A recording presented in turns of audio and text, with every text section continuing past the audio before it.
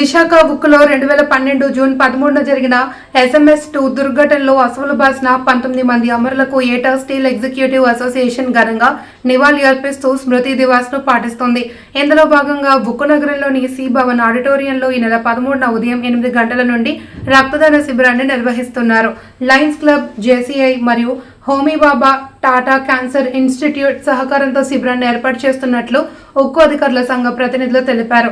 అందరూ ఈ కార్యక్రమంలో పాల్గొని అమరులకు నివాళి అర్పించి రక్తదాన శిబిరాన్ని విజయవంతం చేయాలి అని కోరారు.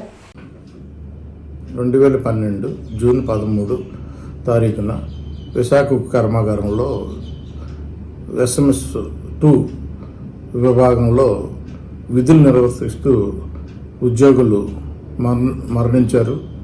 వారికి శ్రద్ధాంజలి ఘటిస్తూ ప్రతి సంవత్సరం విశాఖ ఉక్కు అధికారుల సంఘం స్టీల్ ఎగ్జిక్యూటివ్ అసోసియేషన్ సి భవన్లో జూన్ 13 తారీఖున స్మృతి దివాస్ని నిర్వర్తిస్తున్నాం.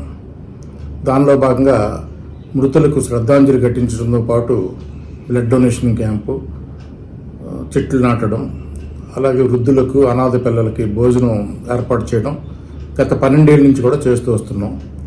Blood donation camp Lions club, JCI వారి సహకారంతో చేస్తున్నాం.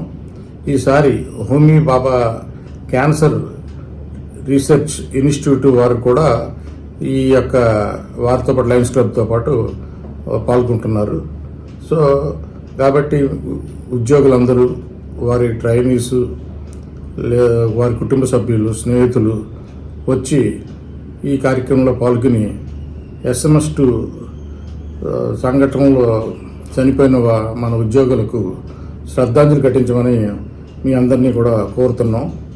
ఇది ప్రతి సంవత్సరం జూన్ 13 చేయడం, వారికి శ్రద్ధాంజలి ఘటించడంతో పాటు భద్రతాపరంగా కూడా మనం ఎంత జాగ్రత్తగా ఉండాలి అనే ఒక సంఘటన ద్వారా ఎన్ని కుటుంబాలు ఆ రోజున మరి వారి యొక్క కుటుంబ సభ్యులను కోల్పోయారు, ఇవన్నీ కూడా దృష్టిలో ఉంచుకొని ఇది ఒక సేఫ్టీ అవేర్నెస్ కింద కూడా మనం అందరూ గుర్తుంచుకోవాలి.